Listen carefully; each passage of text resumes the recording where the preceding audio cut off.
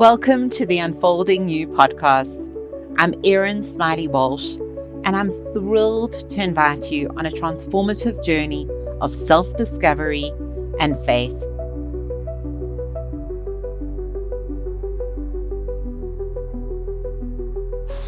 Hi, everybody, and welcome to another episode of the Unfolding You podcast with me, your host, Erin Smylie Walsh. And thanks for joining in. If today's your first time, welcome. And I'd love to know how you found us. If you got sent the link by a friend, or if you just kind of found us in your library while scrolling. I'd always love to know how people come across us. And those that have been following for a while, thank you so much again for your commitment and your encouragement through this journey. So today, I want to talk around renewing my strength. That's the topic I want to discuss. And I think it's so pertinent to us as a society because we're continually on these paths of like renewal, rejuvenation. What are we doing to kickstart our bodies and kickstart our minds? And, what changes can we make in our lives that is just going to revitalize us? We are also living in a society where we have an excessive amount of stimuli that is consistently bombarding us every day and consistently needing to be switched on. And I personally find that incredibly exhausting. I need to have mindful practices to shut down and just try and put my mind at ease. But a lot of times, where are we renewing our strength? And I want to really relate this back to burdens we're carrying and just an overwhelm of life. Because I think life is what actually just bogs us down and puts us in a situation where we just don't know how we can continue moving forward anymore. And so today I want to talk around Isaiah 40, mainly verse 31. But I love this verse and this little passage because it's just a consistent reminder that we cannot do anything in our own strength. And I actually have it on our wall in our bedroom. It's a 2-part canvas, and across both canvases is the word strength as this continuum of linking, and it really just is this continued strength that the Lord is able to carry us through. And Isaiah 40, verse 29 and to 31. I want to read it here for us because it's just such a beautiful reminder to us that the Lord really does have us in the palm of his hand. So he gives power to the weak and strength to the powerless. Even youths grow weary and young men stumble and fall. But those who hope in the Lord will renew their strength. They will rise up on wings like eagles. They will run and not grow weary, and they will walk and not be faint. And that is just, let us use that as the crux of today's discussion on where are we getting our strength from. I know personally, just the overwhelm of needing to carry burdens alone is just debilitating. When my parents died, and there was this whole area of unknown and uncertainty and things we had to make decisions on, and the weight of trying to navigate grief while parenting your own children is really exhausting, and you just cannot go through things like that on your own. The Lord needs to be your well of strength. And so I want to take us through a few points today and really just use it as an encouragement for you to assess what burdens are you carrying, assess what it brings to you, and where are you choosing to get your strength from. So we're going to talk around the burdens that we carry. The common burdens we all tend to carry and take on ourselves, and I want to specify that, ourselves, because we sometimes think like, well, we can't share this with anyone. It's our burden to carry. Is a big one is expectations. Expectations that we have put on ourselves, or expectations that we are getting from other people. Expectations to perform in a specific way, expectations to continually be switched on and always available. These expectations that we cannot fail, expectations that we need to be the perfect parent to our children, that we need to be the perfect spouse, that we have to cook this elaborate meal every night for our families. These expectations at work, that we have to outperform others, that we have to ensure that we are continually operating at optimum speed all the time. These are expectations that we put on ourselves or that other people put on us. And I dislike the word perfect because no one is perfect. But we desire this want for perfection because we think it's an expectation in order to get us certain places, and it really isn't. Another burden that we carry is the fear of failure. And I think all of us can relate to this. And what it does is we think if we fail, we're going to be looked and judged upon by others.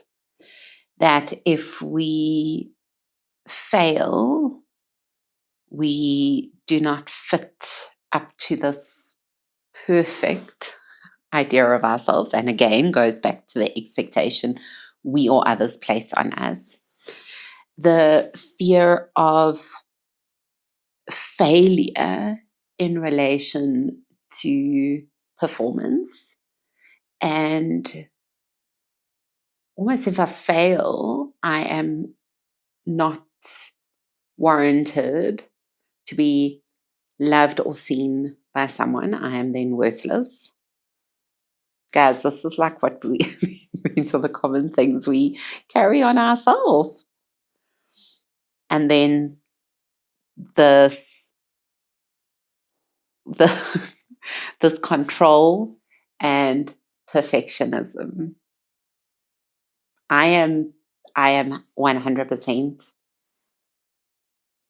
can identify with the control and the perfectionism. I really struggle to delegate certain things.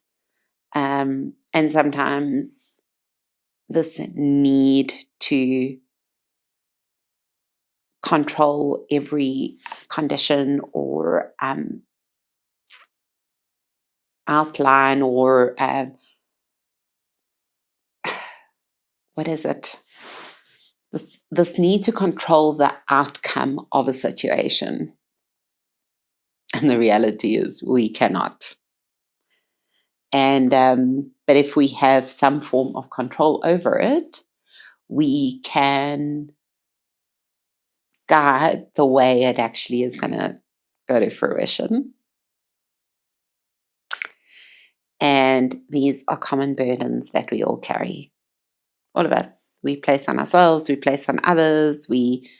There's this non-verbal behavior that happens between us and other people, or we have these expectations of people that we have actually not even communicated to them. So how are they even able to try and match them if we haven't communicated to them, of which they actually don't have to? All right. And these burdens can exhaust us spiritually, emotionally, and physically, because they're consuming so much headspace in us that we just forget that we are human, that other people are human, and that we do not actually need to carry these burdens for ourselves or anyone else. When you attempt to handle these burdens on your own, it ultimately drains our strength. Because what happens is it's consuming our thought process and it's debilitating our way of thinking and performing in our everyday functions, because it's consuming our headspace in relation to this. And by consuming our headspace, it's delaying, it's draining our strength. My second point is I've titled this The Exchange. It's trading our weakness for strength. Because we are a human being that is not invincible, and society has placed on us that we need to just continually outperform ourselves. And in the Bible, and especially in this verse, there's this concept of this beautiful exchange that is mentioned where our weakness is His strength, where our weariness is His renewal, and our limitations is His limitless power. And it's just so beautiful. It's like this balancing act of like, okay, you give me your weakness and I'm going to give you my strength. You give me your weariness and I'm going to give you my renewal.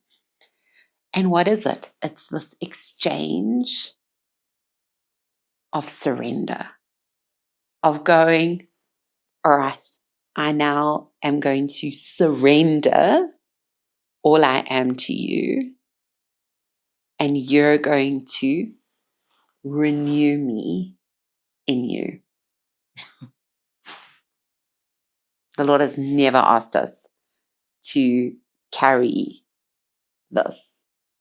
But He's like, give me your weakness, and I'm going to give you the strength to get through it.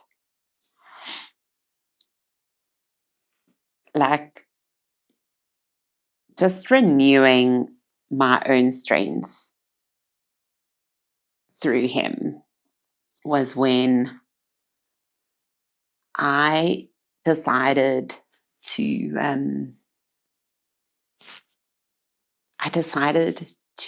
just release this power struggle I was facing in a partnership, and it was depleting me immensely. And there was this visible shift between the end of one year and the start of another, where I was like, I was trying to continually keep up at this pace. And just everything I did was not good enough. Everything I did was this consistent struggle, this fight against the grain. And when I shifted and I lay it down, and I was like, Lord, you got to take control here. I can no longer fight. I can no longer get to this point. And it was this beautiful process that the Lord took me through of about 2 months of utter surrender, where all I can explain it was like this out of body experience, because I saw this unfolding in front of me, but I was physically not partaking in it. And I reflected back on that after it had passed, and I was like, that was just the Lord moving in that space on my behalf without me needing to verbalize my feelings, without me needing to make my mark, without me needing to fight the fight. He just moved in that space. He renewed me. He gave me strength to get through every day. But it was because I allowed him and surrendered my utter weakness to him. Like, I can no longer physically do this. And it's this exchange. It's this beautiful exchange of what Isaiah 40 verse 31 says to us. He will renew our strength. Now, if you're waiting and hoping in God, hope in the Lord really is for me just this waiting actively and trusting intentionally. And that's really what hope is. We have hope in the Lord that He will deliver us, that He will fight for us, that He will stand firm for us. It's waiting actively and trusting intentionally. I feel like if you can shift that mentally, that's already half the battle. Because again, it's not in our own strength. It's in His.